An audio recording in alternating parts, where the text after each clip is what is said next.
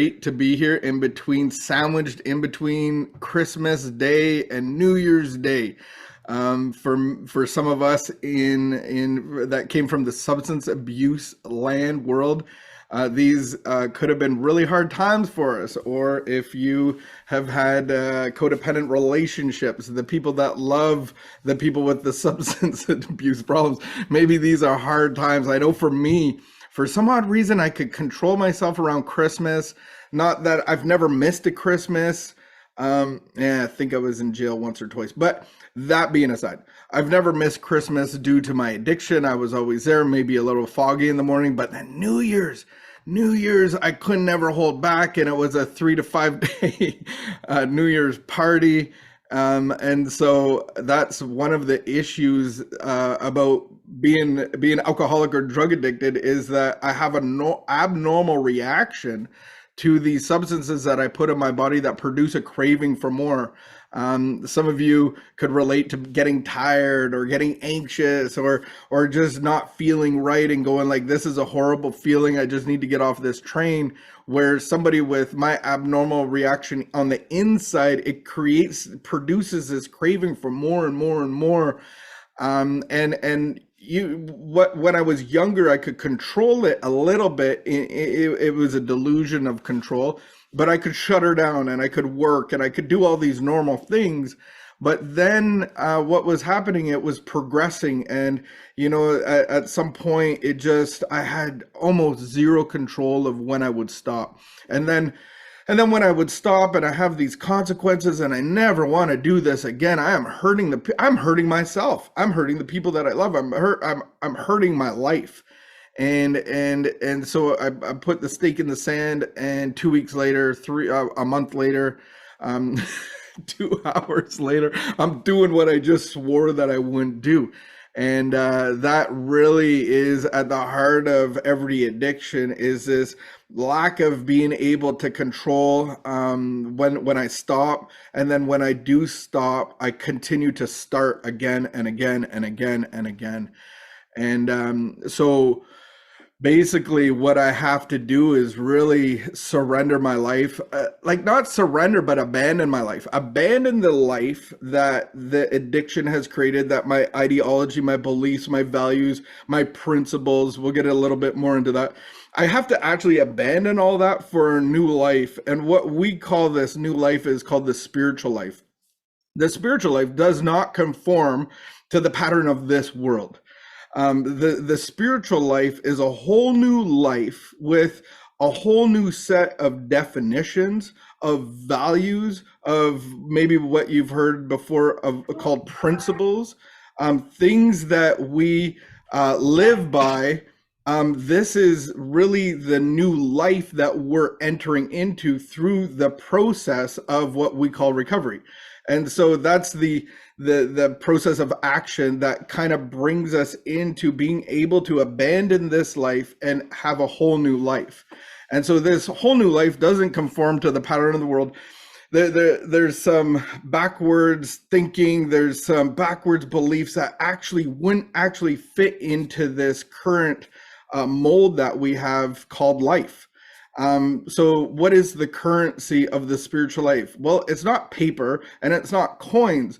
The currency is the heart of man, the heart of God's creation to love and help restore and not throw garbage on. And, even the plants and the animals, we're here to, in the spiritual world, to love all of creation, but especially reaching the heart of man, recovering the heart of man, restoring the heart of man. We get to be instruments of God's love. And so we get a purpose now. We have a whole new business model. If you're in the business world, the currency of a man over money doesn't make sense. And so in the business world, we will sacrifice a man to make money. We'll sacrifice land, we'll sacrifice water, we'll sacrifice a lot of things to have the currency of this world. And so now we have this backwards thinking of, I'm ready to sacrifice my money. I'm ready to sacrifice certain relationships. I'm ready to, for this new business model of me helping God, being the hands and feet of God, being the love of God, being the light of the world, that because God isn't out there, the spiritual life, God comes in here. So now I get to be the light that this new business model is under. And so now the currency is the heart of God's children. And so one of the stories in the big book of Alcoholics Anonymous, this poor guy, Fred, he was still trying to fit the spiritual life into his physical life, the pattern of the world. And he kept relapsing. And they finally just said, you keep relapsing because you don't perfect and enlarge your spiritual life. And so here's one of these words that in our understanding is that I can't ever do anything perfect. It's progress, not perfection. I know it says it in the big book, but that's a different context. So in my spiritual life, if I'm living the spiritual life, I do progress in it, and I'm never going to be perfect in the doing part of it, but the being part of it, I get to be perfect. And so I'm in, and here, this is the summary of that. Ask my wife, because I'm in a relationship, am I perfect in doing the relationship, or am I progressing? My wife laughed at me, and I caught her in our Sunday, our Christmas Eve service. I could tell she looked back at me and started giggling under her breath because I'm doing the sound and I'm singing. Like, and I have like this joy inside of me. I'm like, it's Christmas Eve and we're singing Christmas carols. And I'm actually I feel the love of God. I feel at peace. And she's looking back at me giggling because that's not Jon Ruby. Jon Ruby literally has said maybe every Christmas, okay, Christmas carols are literally for Christmas Day, and church, like for one date. That's it. Stop the Christmas carols. Stop the story. Like, just stop it. And she's giggling at me because she's seeing me not be perfect, but growing and progressing in what I find enjoyable. But if you asked her this question, is Jon faithful? I know she will say yes. And so I get to live a life of faith perfectly. I have to actually be living perfectly in the spiritual life. I can't be bouncing back and forth. And that's where we get in trouble. I don't perfect my life of faith.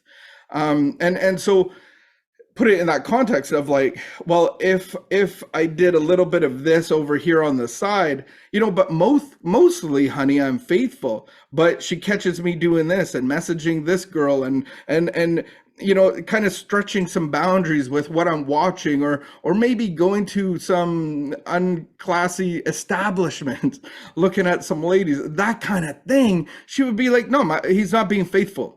And so this is the difference of the spiritual life. I can actually perfect and enlarge my spiritual life.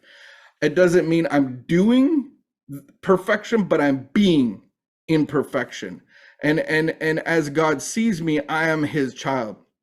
And so you get that whole half measures availed as nothing. We're turning the script backwards.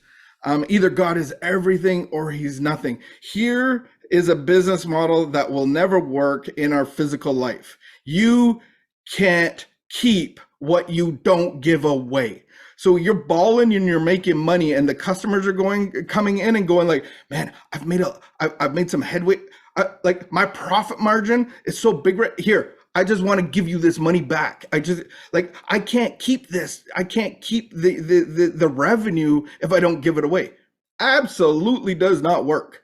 But what God gives us, the currency of the kingdom of God, is peace and goodness and kindness and love and patience and self-control. All of these things, I can't just hoard them and store them.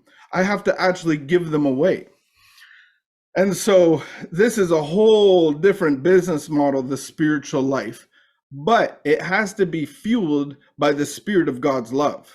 And so we are born into the spirit of fear, the spirit of this world. We're born separate from God, and recovery is actually recovering that conscious contact, that I actually get to be the Garden of Eden inside of me. I get to recover the relationship that was lost at the beginning of time in the Garden of Eden.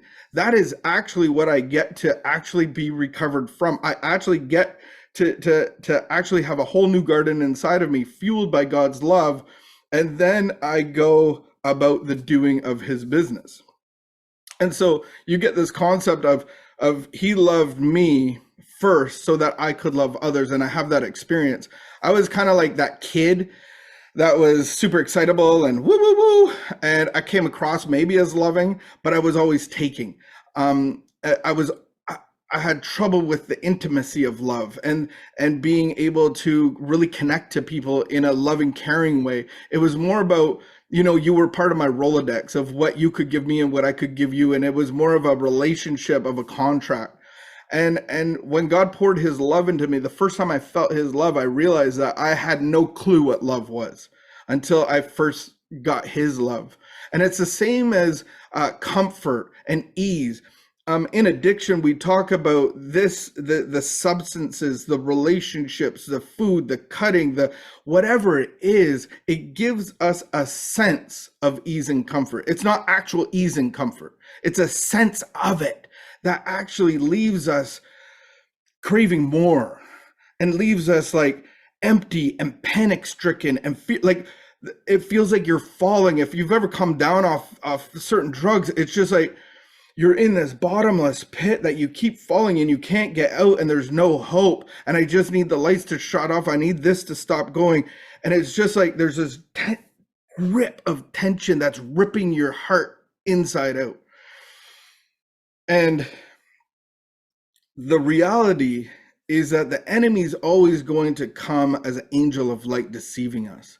So what he offers is this sense of ease and comfort. Oh, just take a little of this. Get in this relationship. Oh, just make this amount of money. Oh, just buy this kind of house. Oh, just do this. And it'll give you this comfort. It'll give you this ease. But the Bible says, that we're compared to sheep, and we have a shepherd. And the good shepherd says, I will give you my rod, and my staff will comfort you. And Jesus says that my burden is easy and my yoke is light. And so discipline and structure and God's protection and God's provision with his staff and his rod, those are the realities of what comfort is and what ease is. The other thing is forgiveness. This is really what I want to talk about, is that can I truly forgive if he forgave me? It's like, if I'm still trying to hold on to things, isn't that really how I'm playing God? If I'm choosing who to forgive or when to forgive, isn't that really playing God? And isn't that what recovery is really being the child in the garden and having a father, having an employer, having a guide? I'm not the guide, so it's not really me that's choosing. So this recovery thing has given me the love and forgiveness inside of me so that I can do that to the world around me. And so I don't get to choose who to forgive. I am forgiving. And you can ask my wife that this is progression. And sometimes I just want to give her the silent treatment or roll my eyes or make little comments. And I want to progress to the same kind of forgiveness that God has shown me. And through my amends process, so many people forgave me for the harm that I've done to them. And I want to continue to reap and sow in the spiritual world. These are the things that I'm reaping and sowing. This is the garden inside of me that I'm cultivating, that I'm growing, that I'm perfecting and enlarging. And so I have to sow in order to reap. And so this is my job, is to be a gardener inside of my heart where the presence of God gets to come and be a part of. On page 128 of the Big Book of Alcoholics Anonymous, we read that one of our guiding principles, the guiding principle, Not one of them. There's lots of them, but this is the guiding principle, is to give rather than getting. Giving rather than getting will become the guiding principle of our heart. And so that's the currency of the heavens. And so when we're in our relationship with God, when we're cultivating the garden within us, we have some directions. We call it prayer and meditation. So in the evening, we do this prayer, meditation, and reflection on what I did today. In the morning, I do my prayer meditation. I know the box that I'm going to be heading into, the work environment that I'm going to be heading into. But I sit there after my guided meditation that I do, some Bible reading, all of that stuff. Then I ask God to direct my thinking, inspire my thinking, give me insight, give me instruction, give me direction. And I really want to be God directed and not me, Jon directed. Because Jon directed is just plain God. I got the day all figured out already. This is what I'm going to do. And then when God brings people into my path, it disrupts me. And I'm like, oh my goodness, people are getting in my way. But if in the morning I'm being instructed by God to reach out to this person, to give a word of encouragement, to be encouraged, to really sense his presence and his leading, then I'm being God directed. And in the evening, I make a review of like, how did I do? Where was I at? Did I complete what God was asking me to do? And then I'm always looking for fear. Where did fear crop up? Where did anxiety crop up? And I isn't at the core of fear and anxiety adultery to God? Where his perfect love is, it casts out all fear. So if I'm consumed with trying to choose who to forgive and holding on to these things and having anxiety in my heart and having pressure and tension, isn't that adultery to God? So making my review in the evening and asking God's forgiveness, that is cultivating my relationship with his love, and just asking him where those things were. Would you just cast out all those things and fill me with your perfect love? And then on page 76, we talk about making amends, and amends is never being sorry. It's about fixing the fence that's broken. And just imagine you have a whole bunch of sheep in a pen, and the fence is broken. You don't just put a block there or let's pile some stuff there so that the sheep won't get out. Eventually they'll get out. It's not amending. It's not fixing the fence. And so one story was about this guy that was separated from his wife, and he went to make amends. And I'm asking for forgiveness. I'm asking for what God has done to me, for what I'm doing to the world around me. I'm asking for forgiveness from the people around me. And so the forgiveness was about action of giving actual finances, not just a sorry, but she didn't demand anything. She just needed time apart. And then he came to make amends and ask for forgiveness and started just giving monthly money, like he was supposed to do anyway. But we're going to ask the world around us for the damage that we now are aware of through this process of action of recovery. And that's part of this amends making, part of the reaping and sowing. So only through God's power and healing and restoration can I be forgiving. And this is where I think we misinterpret it of like, oh, I just have to forgive certain people. I just have to let go of these things. It's causing me stress. No, I don't do those things to feel better. I actually am better and I become these things. So now I get to be forgiving. And so God doesn't it's not about forgive and forget it. It's actually about God's going to place my heart in a place of neutrality to be a guide or a light to those around us. My darkest hours in my life can actually benefit others. And so I was adopted when I was two-ish, and came out of a situation, the hospital was involved, whatever, and I was adopted into a beautiful, loving home. And if you know a bit of my story, I got in trouble around grade 10, 11. The first time that I drank, I had peace and tranquility. I didn't know there was so much noise until I took a drink, and I was like, oh, none of what was happening in here matters anymore. I'm funny. I feel like I fit in. And the real battle started at home, because I grew up in a pastor's home. And then, for my life, I had that kind of addiction. And 15 years later, I got into recovery. It stopped working for me. And I just realized that I had no control whatsoever with what I did in my addiction, even sobriety. So I realized I had two problems: one when I was sober, and one when I wasn't sober. Those are my two problems. And I'm like, I can't die and I can't live, and I need to get help. And God really, led me into really understanding and receiving recovery and restoration. And then I got into, to stay sober, I got into addiction services for 10 years, and helping run a rehab and developing that. And part of the weekly was my mentor actually came in and taught a class, and taught, he owned a bookstore at the time. So he would actually teach a class on a book that they sold at the store. And so one of them was this book about identity. And so Doug came to class, and he had like a word from God for each person written on a piece of paper. I know the guys really well because I'm there all day, all week with them. And so Doug's only there once a week to lead the class. So he gave out 8 pieces of paper. There was 9 of us, like I was one of the 9. And so I didn't get a piece of paper. And so each guy read it. And I'm like, holy crap. Like this one guy, the piece of paper is so simple. You're not a mistake. And this guy was beating himself up for all the mistakes he had made and all the people. And I'm like, it just went down the road like that. And I'm like, I have tears welling up in my, I'm like, this is powerful. Good job. and I'm like, all right, next. Let's just close our class. And he interrupted me. He goes, no, Jon, you didn't get a piece of paper on purpose. He goes, I want each guy just to take a deep breath, and I want each guy to give you a word of encouragement, a piece of truth about you. And each guy took some time and said, Jon, you're valuable.